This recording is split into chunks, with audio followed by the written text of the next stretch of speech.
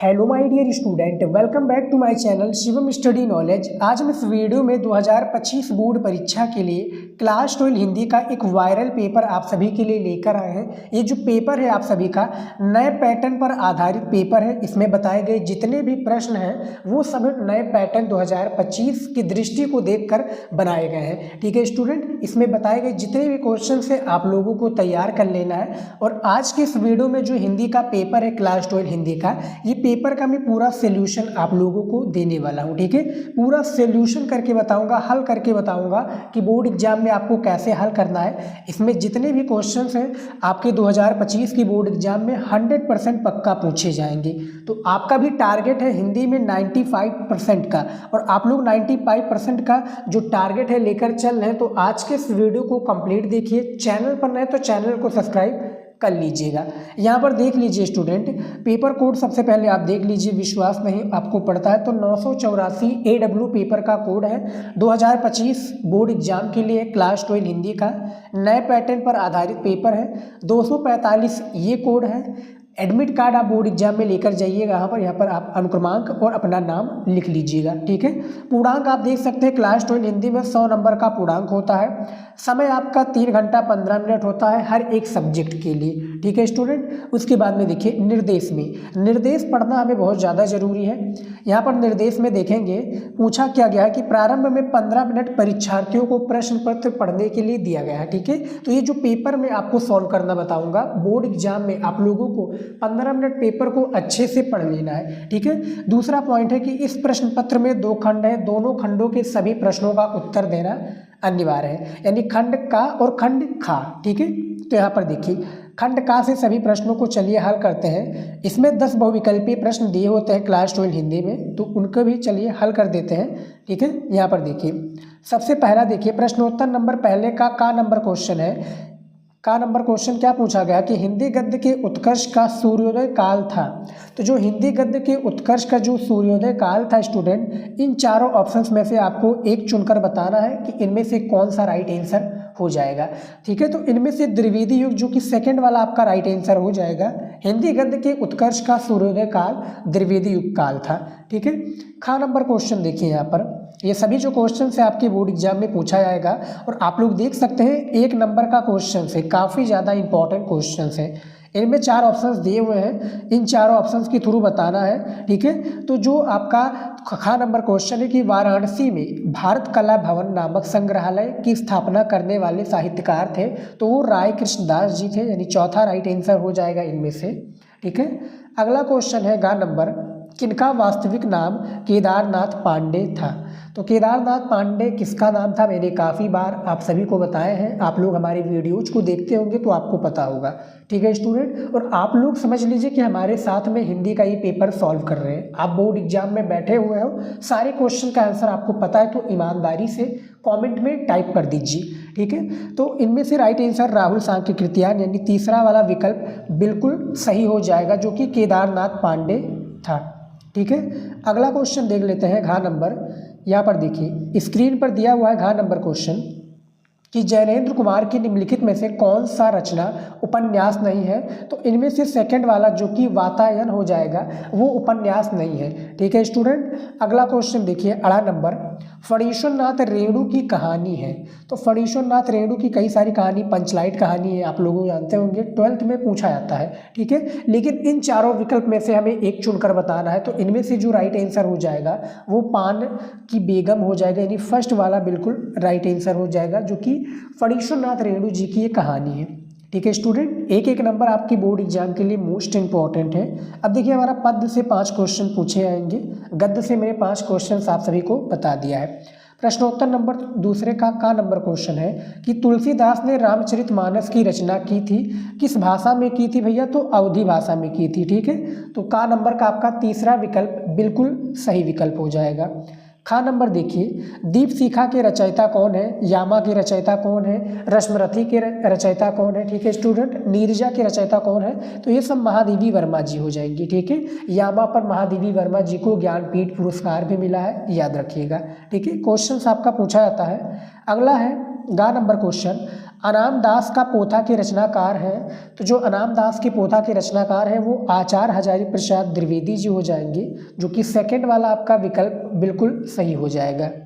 अगला क्वेश्चन है यहाँ पर देखिए, घ नंबर, तीसरा सप्तक का प्रकाशन हुआ था, तो जो तीसरा सप्तक का प्रकाशन हुआ था स्टूडेंट वो कब हुआ था, सन 1959 में। ठीक है, ये तीसरा सप्तक का प्रकाशन हुआ था।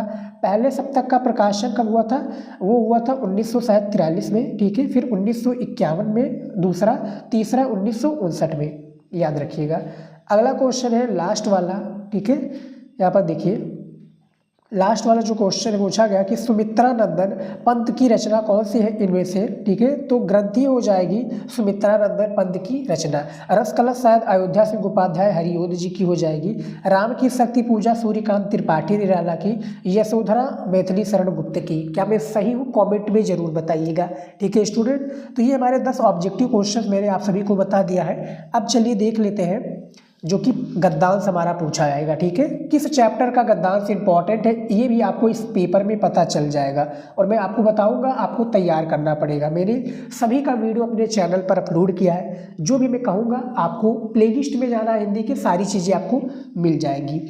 3 नंबर क्वेश्चन देखिए, यहाँ पर पूछा गया है कि निम्नलिखित गद्यांश पर आधारित प्रश्नों के उत्तर दीजिए। ठीक है, अब यहाँ पर देखिए क्या इसमें क्वेश्चंस में देख सकते हैं कि इसका नंबर किस तरह से दिया हुआ है। ये देखिए 5 गुणे 2 बराबर 10, यानी क्या है इसमें 5 दूनी 10, यानी 2 नंबर का एक प्रश्न होगा, 5 क्वेश्चंस होंगे। यहाँ पर आप देख सकते हैं। ठीक है, ये 5 क्वेश्चन देखिए स्टूडेंट, ये 5 क्वेश्चन है। थोड़े गले में प्रॉब्लम है तो प्लीज़ इग्नोर कीजिएगा।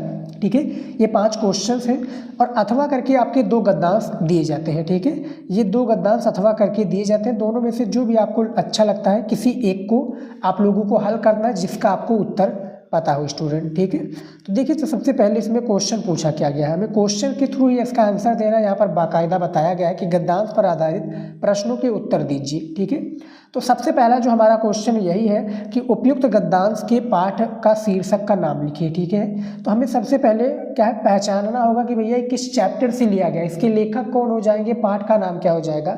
तो सबसे पहले जैसे मान लीजिए कि हमें नहीं पता है तो पढ़ना पड़ेगा हमें। ठीक है, अच्छे से पढ़ लीजिए तो उसमें कुछ ना कुछ पॉइंट मिल जाएगा। जैसे यहाँ पर मैं आपको दिखाऊंगा, राष्ट्र मिल गया है। ठीक है, पॉइंट, फिर संस्कृति हो गया है, साहित्य कला हो गया है। ठीक है, तो ये किसका संकेत दे रहे हैं भैया, ये संकेत दे रहे हैं राष्ट्र का स्वरूप का। ठीक है, राष्ट्र का स्वरूप, चैप्टर का नाम आपको पता है ना, फर्स्ट चैप्टर है। इसके जो लेखक हो जाएंगे वो वासुदेव शरण अग्रवाल जी हो जाएंगे। तो हमें बेसिकली यहाँ पर लिखना क्या था स्टूडेंट, संदर्भ लिखना था। ठीक है, तो आप लोगों को गद्यांश कैसे हल करना, मैंने डिटेल्ड में वीडियो बनाया हुआ अपने चैनल पर, गद्यांश और पद्यांश दोनों का आपको वीडियो मिल जाएगा। फिलहाल मैं इसमें बता देता हूँ, इसमें 2 क्वेश्चन कंपलसरी होता है स्टूडेंट, एक आपका पाठ और लेखक का नाम, चाहे गद्यांश हो या पद्यांश दोनों में पूछा जाएगा। दूसरा रेखांकित अंश की व्याख्या। ठीक है, ये दोनों क्वेश्चंस कंपलसरी होता है। तो हमें चैप्टर का नाम पता चल गया, वासुदेव शरण अग्रवाल और राष्ट्र का स्वरूप। रेखांकित अंश की व्याख्या क्या हुआ है, यानी ये जो लाइनें खींची हुई है ना यहाँ तक, यहाँ से लेकर यहाँ तक, इसका हमें व्याख्या करना है, इसका अर्थ क्या निकलता है। ठीक है, इसके बारे में बताना है। बाकी की जो 3 क्वेश्चन है आपके, ये सारी 3 क्वेश्चन, इसका आंसर आपको इसी गद्यांश में ठीक है देखने को मिल जाएगा। तो आप लोग आराम से क्या है गद्यांश को सॉल्व कर लीजिए, वीडियो को रोक कर और स्क्रीनशॉट भी आप लोग ले सकते हैं। ठीक है, इन तीनों का आंसर इसी में मिल जाएगा। मैंने काफ़ी बार आप लोगों को सॉल्व करने का तरीका बताया है और आप लोग समझ लीजिए कि एग्जाम में बैठे हुए हैं। ठीक है, और ये सभी पेपर को आप लोग सॉल्व कर रहे हैं। ठीक है, ये मोस्ट इंपॉर्टेंट पेपर है, सॉल्व कर लोगे भैया तो आपका 100 में से जो 95 का टारगेट है वो पूरा होकर रहेगा। ठीक है, अब देखिए हमारा अथवा आ चुका है।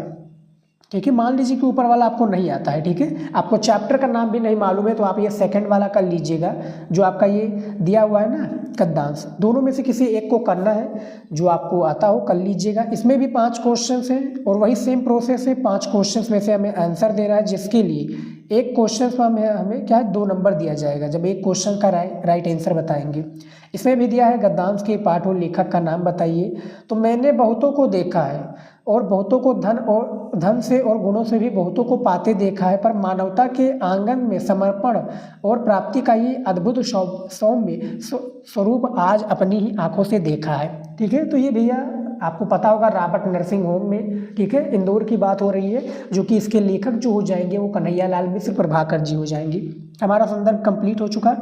रेखांकित अंश की व्याख्या करनी है स्टूडेंट, यानी जो यहाँ से लेकर आपका यहाँ तक जो इसका अर्थ बताएगा इसका हमें व्याख्या कर देना है, हमारा 4 नंबर कंप्लीट हो जाएगा। बाकी के 3 क्वेश्चन का आंसर आपको इसी में देखने को मिल जाएगा, आराम से देख लीजिए वीडियो को रोककर, ठीक है। मैंने काफ़ी बार आप लोगों को सॉल्व करना बताया है, अब आप लोग की बारी है।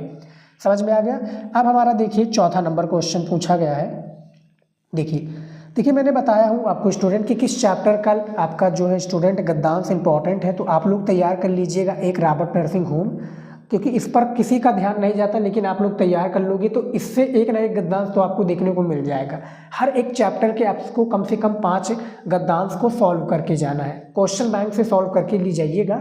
राष्ट्र का स्वरूप आपका और क्या है, राष्ट्र का स्वरूप श्रद्धा मनु, राष्ट्र का स्वरूप और रॉबर्ट नर्सिंग होम, और तीसरा आपका हो जाएगा हम और हमारा आदर्श, एक और आप लोग ऐड कर लीजिएगा निंदा रस, ठीक है। ये 4 चैप्टर के 5-5 गद्यांश को पढ़ लीजिएगा, आपका जो 10 नंबर है, ठीक है, वो कंफर्म होगा, कोई भी नहीं काट सकता। अब हमारा आ चुका है 4 नंबर क्वेश्चन।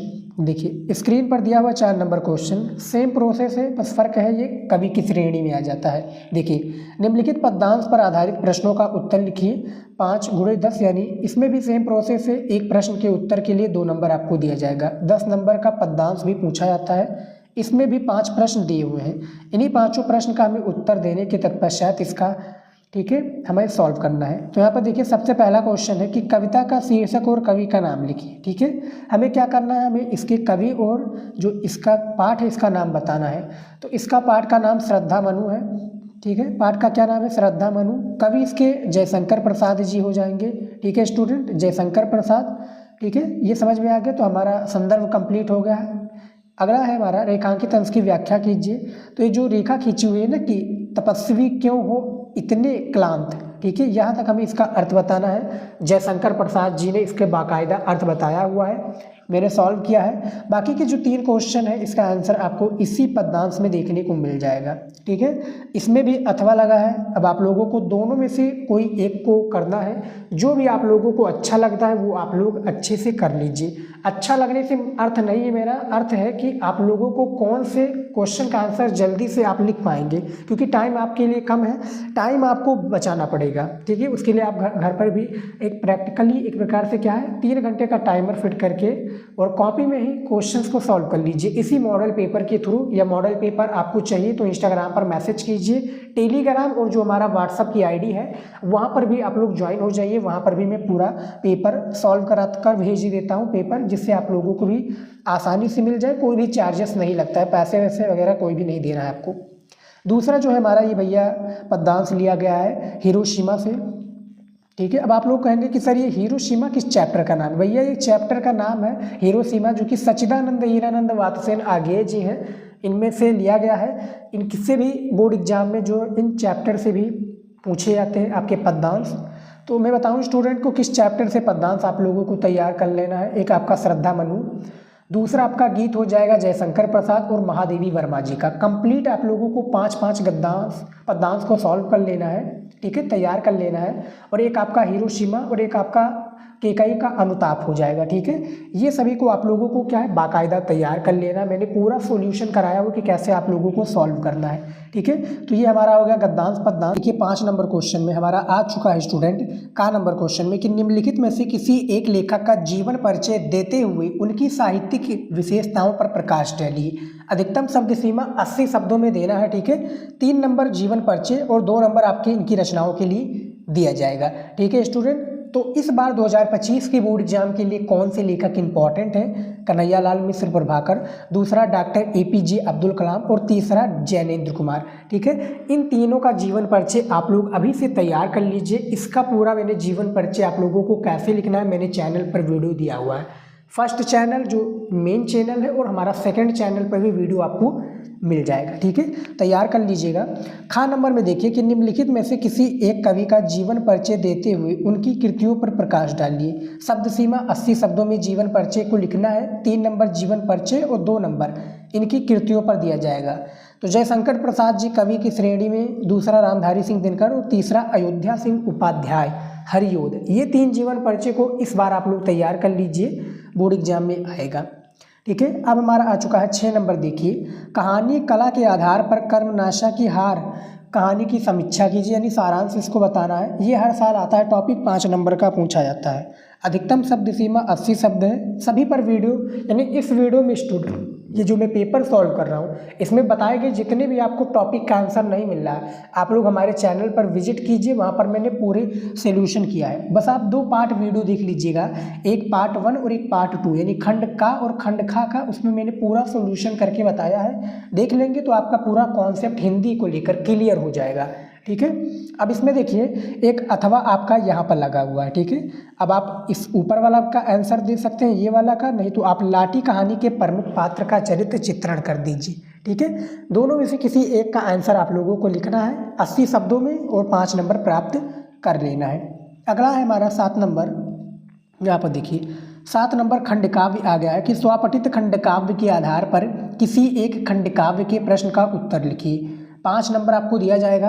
अधिकतम शब्द सीमा 80 शब्द होता है। अब देखिए जो खंड काव्य होता है स्टूडेंट, ये अलग अलग डिस्ट्रिक्ट, यानी जो हमारी उत्तर प्रदेश के स्टूडेंट है इनके लिए अलग अलग डिस्ट्रिक्ट में, यानी 75 डिस्ट्रिक्ट है, इनके लिए अलग अलग डिस्ट्रिक्ट का अलग अलग खंड काव्य लगेगा। जैसे कि हमारे डिस्ट्रिक्ट की मैं बात करूं स्टूडेंट, तो त्यागपति खंड काव्य लगता है। और आपके डिस्ट्रिक्ट में कौन सा खंड काव्य लगता है कमेंट में आप लोग जरूर बताइए, ठीक है। आप लोग कमेंट में बताएंगे तो उसका भी मैंने सॉल्यूशन करा दिया है, ठीक है। चाहे अब आपका श्रवण कुमार हो, आलोक वृत्त हो, ठीक है, या रश्मरथी हो, या मुक्त यज्ञ हो, या सत्य की जीत हो, इन सभी पर मैंने वीडियो बनाया हुआ है, आप लोग जाकर देख सकते हैं, ठीक है स्टूडेंट। तो ये हमारा कॉन्सेप्ट क्लियर हो गया।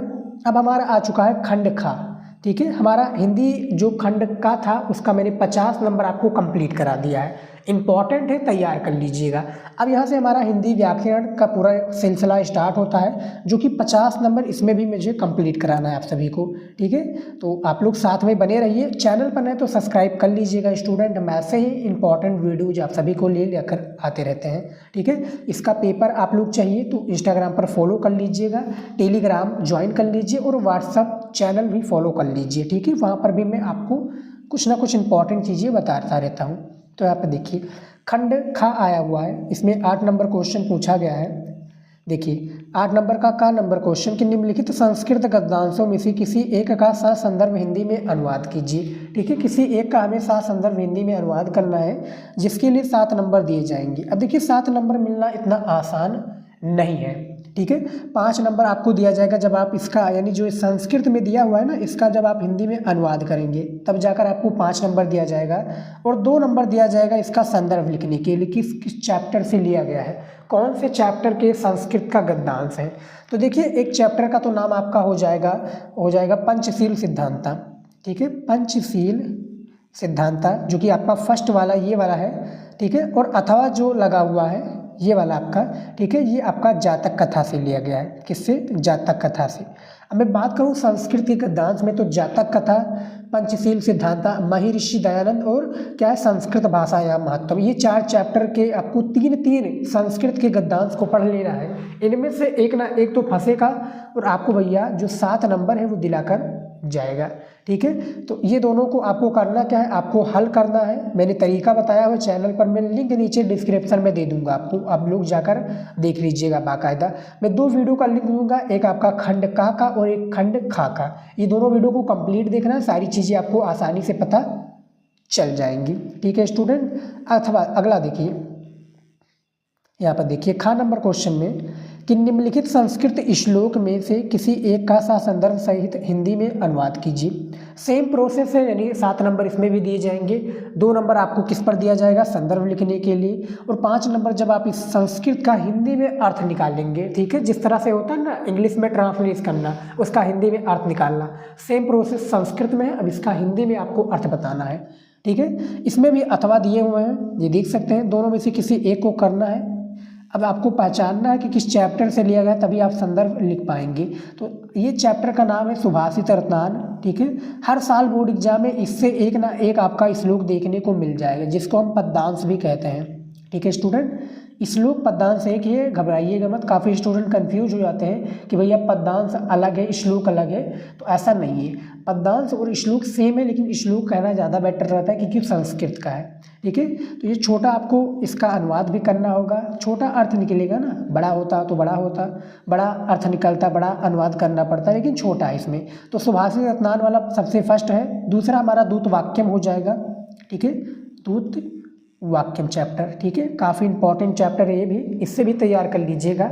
और एक नया चैप्टर ऐड हुआ है ऋतु वर्णनम। ठीक है, इन तीनों चैप्टर के श्लोक को आपको कम से कम 5-5 श्लोक को तैयार कर लेना है, पेपर में 100% पूछा जाएगा। इन दोनों का मैंने सॉल्व करने का तरीका वीडियो चैनल पर दे दिया है, जाकर देख लीजिएगा। अगला देखिए 9 नंबर क्वेश्चन कि निम्नलिखित प्रश्नों में से किन्हीं 2 प्रश्नों के उत्तर संस्कृत में दीजिए। हमें क्या है, किन्हीं 2 प्रश्न के उत्तर को संस्कृत में देना है। देखिए इसमें क्या है, 4 क्वेश्चन दिए हुए हैं। ठीक है, इन चारों में से किसी एक को 2 क्वेश्चन का आंसर संस्कृत में दे दीजिए। और चैप्टर का नाम वही सुभाषित रत्नान आपका हो जाएगा, पंचशील सिद्धांता महर्षि दयानंद, महामना मालवीय महर्षि और संस्कृत भाषा या महत्तम जातक कथा। इन्हीं चैप्टर से आपके ये सभी प्रश्न पूछे जाते हैं। तो ये चारों क्वेश्चंस इंपॉर्टेंट है, VVI हैं, लिख लीजिए। ठीक है, तैयार कर लीजिए। अब अगला क्वेश्चन है 10 नंबर, भयानक रस अथवा करुण रस के स्थायी भाव के साथ उसकी परिभाषा उदाहरण सहित लिखिए। 2 नंबर दिया जाएगा। 1 नंबर इसकी परिभाषा के लिए दिया जाएगा स्टूडेंट, और 1 नंबर इसका उदाहरण यानी एग्जाम्पल के लिए दिया जाएगा। अब यहाँ पर देखिए अथवा लगा है। अब चाहे आप करुण रस का परिभाषा उदाहरण दे दीजिए या आप, ठीक है, भयानक रस का उदाहरण और परिभाषा दे दीजिए। 2 नंबर तो मिलना कन्फर्म है, और हर साल बोर्ड परीक्षा में ये टॉपिक पूछा जाता है। खा नंबर में है अनुप्रयास अथवा रूपक अलंकार का परिभाषा उदाहरण लिखिए। अब रूपक अलंकार का परिभाषा उदाहरण दे सकते हैं या अनुप्रयास का, दोनों में से किसी एक को देना है। 2 नंबर इसमें भी दिए जाएंगे। ग नंबर है सोरठा अथवा रूला छंद का लक्षण के साथ एक उदाहरण दीजिए, यानी मात्रा वाला आ गया प्रोसेस, इसमें मात्रा आपको लगाना पड़ेगा। ठीक है, 2 नंबर इस पर भी दिया जाएगा। तो ये जो हमारा रस छंद अलंकार का ये तीनों टॉपिक है, इस पर मैंने कंबाइंड एक वीडियो बनाया है। तीनों टॉपिक का इंपॉर्टेंट रस छंद अलंकार जो बोर्ड परीक्षा में हर साल पूछा जाता है। तो इन तीनों का वीडियो चाहिए तो लिंक मैंने नीचे डिस्क्रिप्शन में दिया हुआ है, आप लोग जाकर वहाँ पर देख सकते हैं। लेकिन इस वीडियो को देखने के तत्पश्चात, ठीक है स्टूडेंट, जो 2 वीडियो आप सभी के लिए बनाया हूँ ना, खंड का और खंड खा का, ये दोनों कंप्लीट वीडियो आप सभी को देखना होगा, तभी आप जाकर सारा जो आपका डाउट है बचता है हिंदी को लेकर वो क्लियर कर दूंगा मैं। ठीक है, और आपको 95% दिलाने की मेरी गारंटी है, बस आप हमारे साथ जुड़े रहिए। अगला देखिए 11 नंबर क्वेश्चन।